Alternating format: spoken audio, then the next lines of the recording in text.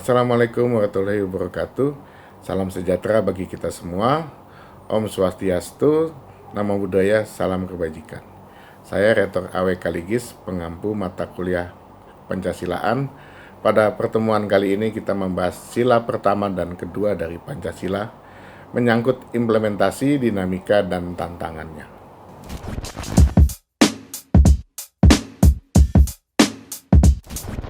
Capaian pembelajaran mata kuliah Pancasilaan terdiri dari 5 poin. Pertama, mahasiswa memiliki pengetahuan dan sikap pentingnya Pancasila sebagai dasar negara yang memiliki akar sejarah dan sesuai karakteristik bangsa Indonesia.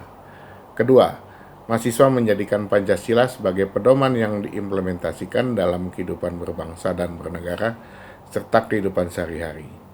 Ketiga, mahasiswa memiliki sikap intelektual berbasis konsep dan data fenomena sosial di masyarakat yang menghargai perbedaan budaya, pandangan, agama, dan kepercayaan, serta pendapat dan karya orang lain.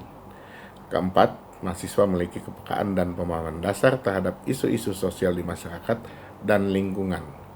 Kelima, mahasiswa mampu bekerja sama dalam kelompok, bertanggung jawab atas pencapaian hasil kerja kelompok, serta melakukan supervisi dan evaluasi melalui tugas lapangan kelompok. Nah, pertama kita membahas sila Pancasila, ketuhanan yang Maha Esa, implementasi, dinamika, dan tantangannya. Apa sebetulnya makna sila pertama Pancasila?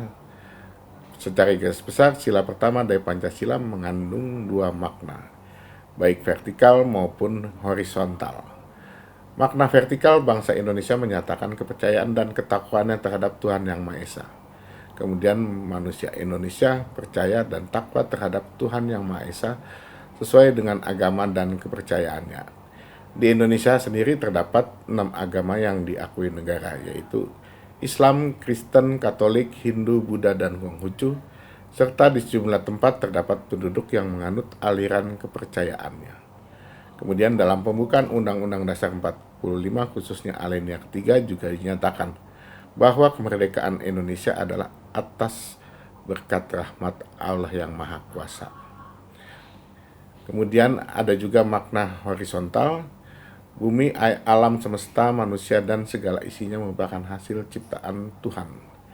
Sehingga manusia harus berperan menjaga dengan sebaik-baiknya. Kemudian ada pengembangan sikap saling menghormati dan bekerjasama antar pemeluk agama dan penganut kepercayaan yang berbeda-beda terhadap Tuhan Yang Maha Esa. Kemudian di sini ada membina kerukunan hidup di antara sesama umat beragama dan kepercayaan terhadap Tuhan Yang Maha Esa. Agama dan kepercayaan terhadap Tuhan Yang Maha Esa adalah hal yang menyangkut hubungan pribadi manusia dengan Tuhan Yang Maha Esa. Kemudian adanya kebebasan ibadah sesuai dengan agama dan kepercayaannya masing-masing. Dan kemudian tidak memaksakan suatu agama dan kepercayaan terhadap Tuhan Yang Maha Esa kepada pihak lain. Jadi kalau kita bicara makna vertikal, itu hubungan kita dengan Tuhan, manusia dengan Tuhan. Kalau makna horizontal, kita dengan lingkungan alam, dan kita dengan sesama makhluk manusia, makhluk ciptaan Tuhan. Nah, kemudian kalau kita lihat sila pertama Pancasila dalam pasal Undang-Undang Dasar 1945, itu kita bisa lihat dalam pasal 9. Terlihat penghormatan kepada sila ketuhanan Yang Maha Esa pada sumpah jabatan presiden dan wakil presiden yang diawali kata-kata demi Allah atau demi Allah. Kemudian pasal 28E ayat 1 dinyatakan setiap orang bebas memeluk agama dan beribadat menurut agama dan menurut agamanya, memiliki pendidikan dan pengajaran, memilih pekerjaan, memilih kewarganegaraan, memilih tempat tinggal di wilayah negara dan meninggalkannya, serta berhak kembali. Ayat 2, setiap orang berhak atas kebebasan meyakini kepercayaan, menyatakan pikiran dan sikap sesuai dengan hati nuraninya. Adapun pasal 29 ayat 1, negara berdasar atas ketuhanan Yang Maha Esa, dinyatakan dengan tegas di sini. Jadi dasar kita adalah ketuhanan Yang Maha Esa. Kemudian ayat 2, pada pasal yang sama, negara menjamin kemerdekaan tiap-tiap penduduk untuk memeluk agamanya masing-masing dan untuk beribadat menurut agamanya dan kepercayaannya itu. Kemudian apa hubungan agama dan negara menurut Pancasila? Dinyatakan dalam pasal 29 ayat 1, negara berdasarkan ketuhanan Yang Maha Esa. Hal ini berarti bahwa negara merupakan persetujuan hidup sebuah bangsa adalah berketuhanan Yang Maha Esa. Konsekuensinya segala aspek dalam pelaksanaan dan penyelenggaraan negara sesuai dengan hakikat nilai-nilai yang berasal dari Tuhan. Di sini artinya negara Indonesia yang berdasarkan Pancasila bukan negara sekuler yang memisahkan negara dengan agama. Kemudian pasal 29 ayat 1 tersebut juga mengandung suatu pengertian bahwa negara Indonesia bukan negara agama atau hanya mendasarkan pada suatu agama tertentu saja, atau bukan negara teokrasi. Negara Pancasila pada hakikatnya mengatasi segala agama dan kepercayaannya serta menjamin kehidupan agama dan kepercayaannya dengan umatnya masing-masing. Keyakinan setiap individu merupakan hak asasi yang bersifat mutlak yang harus dilindungi negara. Hal ini ditegaskan pada pasal 29 ayat 2. Negara menjamin kemerdekaan tiap-tiap penduduk untuk memeluk agamanya masing-masing dan untuk beribadat menurut agamanya dan kepercayaannya itu. Implementasinya, sila ketuhanan Yang Maha Esa. Berikut sejumlah contoh implementasi sila ketuhanan Yang Maha Esa. Pertama, tidak melakukan perbuatan tercela, dari hal-hal kecil hingga hal-hal besar. Karena kita menyadari bahwa perbuatan kita di dunia akan dipertanggungjawabkan kelak di hadapan Tuhan. Contohnya, perbuatan menghina orang lain, menganiaya, mencuri, hingga korupsi. Kemudian, contoh implementasi yang kedua menjadi pribadi yang bertanggung jawab kepada sesama manusia dan Tuhan. Kemudian contoh ketiga, menghormati orang atau kelompok yang berbeda agama dan kepercayaan dengan cara tidak mengganggu ibadah orang yang berbeda agama dan kepercayaan. Kemudian keempat, tidak memaksakan kehendak termasuk dalam hal pilihan agama dan kepercayaan. Nah, tapi di sini sila ketuhanan Yang Maha Esa terdapat dinamika tantangan dalam implementasi. Sering dikatakan bahwa bangsa Indonesia adalah bangsa yang religius. Tapi terdapat paradoks di mana sebagai bangsa yang religius ternyata tingkat korupsi di Indonesia masih tinggi. Dari dalam skala kecil pada kehidupan sehari-hari seperti pada tingkat komunitas, kelurahan, atau oknum aparat kepolisian dengan punglinya hingga skala besar pada tingkat negara. Artinya apa? Makna religiusitas baru tercermin dari rutinitas ritual saja, seperti rajin ke gereja atau masjid, tapi belum tercermin dalam perilaku kehidupan sehari-hari atau spiritual. Kemudian banyak perilaku sehari-hari lain di masyarakat yang tidak sesuai dengan nilai ketuhanan. Kemudian ada sejumlah pihak yang tidak menghormati pihak lainnya yang berbeda agama dan keyakinan. Kemudian selanjutnya ada juga kelompok yang eksklusif memaksakan kehendak soal pilihan nilai-nilai agamanya di tengah masyarakat Indonesia yang bineka.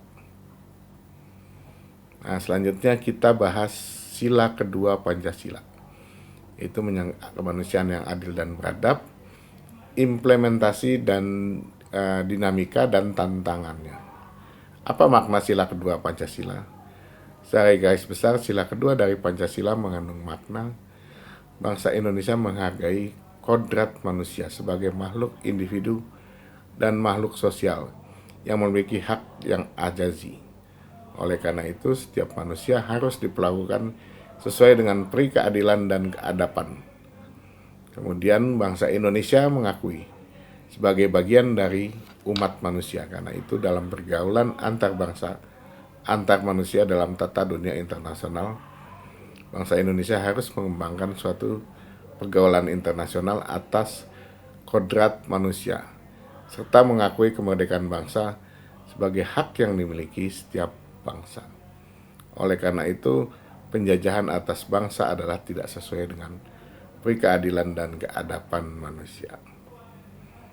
Nah, di sini kita bisa lihat Pembukaan Undang-Undang Dasar 1945 diawali dengan kalimat bahwa sesungguhnya kemerdekaan itu ialah hak segala bangsa. Dan oleh sebab itu, maka penjajahan di atas dunia harus dihapuskan, karena tidak sesuai dengan pri kemanusiaan dan pri keadilan. Itu menunjukkan bahwa persoalan pri kemanusiaan dan pri keadilan menempati kedudukan penting dalam pembukaan Undang-Undang Dasar 45. Bersama keempat sila yang lain, sila kemanusiaan yang adil dan beradab dinyatakan pada alinea keempat pembukaan Undang-Undang Dasar 1945. Sila kedua Pancasila dalam pasal-pasal Undang-Undang Dasar 45 terlihat pada pasal 28. Pasal 28A, setiap orang berhak untuk hidup serta berhak mempertahankan hidup dan kehidupannya. Pasal 28B, setiap orang berhak membentuk keluarga dan melanjutkan keturunan melalui perkawinan yang sah. Kemudian ayat 2-nya, setiap anak berhak atas kelangsungan hidup, tumbuh dan berkembang serta berhak atas pelindungan dari kekerasan dan diskriminasi. Kemudian ada juga pasal 28C, setiap orang berhak mengembangkan diri melalui pemenuhan kebutuhan dasarnya, berhak mendapatkan pendidikan dan memperoleh manfaat dari ilmu pengetahuan dan teknologi, seni dan budaya demi meningkatkan kualitas hidupnya dan demi kesejahteraan umat manusia. Kemudian ayat 2-nya, setiap orang berhak untuk memajukan dirinya dalam memperjuangkan haknya secara kolektif untuk membangun masyarakat, bangsa, dan negara. Kemudian pasal 28D, setiap orang berhak atas pengakuan, jaminan, perlindungan, dan kepastian hukum yang adil serta perlakuan yang sama di hadapan hukum. Kemudian ayat 2, setiap orang berhak untuk bekerja serta mendapatkan imbalan dan perlakuan yang adil dan layak dalam hubungan kerja. Ayat 3, setiap warga negara berhak memperoleh kesempatan yang sama dalam pemerintahan. Ayat 4, setiap orang berhak atas status warga negaraan. Pasal 28E, setiap orang bebas memeluk agama dan beribadat menurut agamanya, memilih pendidikan dan pengajaran, memilih pekerjaan, memilih kewarganegaraan, memilih tempat tinggal di wilayah negara dan meninggalkannya, serta berhak kembali. Kemudian ayat 2, setiap orang atas kebebasan meyakini, kepercayaan, menyatakan pikiran dan sikap sesuai dengan hati nuraninya. Kemudian ayat 3, setiap orang berhak atas kebebasan berserikat, berkumpul, dan menggunakan pendapat. Ada juga ayat pasal 28F, setiap orang berhak untuk berkomunikasi dan memperoleh informasi untuk mengembangkan pribadi dan lingkungan sosialnya, serta berhak untuk mencari, memperoleh, memiliki, menyimpan, mengolah, dan menyampaikan informasi dengan menggunakan segala jenis saluran yang tersedia. Kemudian pasal 28G, setiap orang berhak atas pelindungan diri pribadi, keluarga, kehormatan, martabat, dan harta benda yang di bawah kekuasaannya, serta berhak atas rasa aman dan perlindungan dari ancaman ketakutan untuk berbuat atau tidak berbuat sesuatu yang merupakan hak ajazi. Setiap orang berhak untuk bebas dari penyiksaan dan perlakuan yang merendahkan derajat martabat manusia dan berhak memperoleh suaka politik dari negara lain. Kemudian pasal 28H, setiap orang berhak hidup sejahtera, lahir dan batin, bertempat tinggal, dan mendapatkan lingkungan hidup baik dan sehat, serta berhak memperoleh pelayanan kesehatan. Kemudian pasal 28H ayat 2, setiap orang berhak mendapat kemudahan dan perlakuan khusus untuk memperoleh kesempatan dan manfaat yang sama guna mencapai persamaan dan keadilan. Ayat 3, setiap orang berhak atas jaminan sosial yang memungkinkan pengembangan dirinya secara utuh sebagai manusia yang bermartabat. Kemudian ayat 4, setiap orang berhak mempunyai hak milik pribadi dan hak milik tersebut tidak boleh diambil alih secara sewenang-wenang oleh siapapun. Selanjutnya pasal 28I, hak untuk hidup dan hak untuk disiksa, hak kemerdekaan pikiran dan hati nurani, hak beragama, hak untuk tidak diperbudak, hak untuk diakui sebagai pribadi di hadapan hukum, dan hak untuk tidak dituntut atas dasar hukum yang berlaku surut adalah hak ajazi manusia yang tidak dapat dikurangi dalam keadaan apapun. Kemudian setiap orang berhak atas perlakuan yang bersifat diskriminatif atas dasar apapun dan berhak mendapatkan perlindungan terhadap perlakuan yang bersifat diskriminatif itu. Kemudian ayat 3, identitas budaya dan hak masyarakat tradisional dihormati selaras dengan perkembangan zaman dan peradaban. Kemudian ayat 4, pelindungan, pemajuan, penegakan, dan pemenuhan hak ajazi manusia adalah tanggung jawab negara, terutama pemerintah. Kemudian ayat 5, untuk menegakkan dan melindungi hak ajazi manusia sesuai dengan prinsip negara hukum yang demokratis, maka pelaksanaan hak ajazi manusia dijamin, diatur, dan dituangkan dalam peraturan perundang-undangan. Kemudian pasal 28J, setiap orang wajib menghormati hak ajazi manusia orang lain dalam tertib kehidupan bermasyarakat, berbangsa, dan bernegara.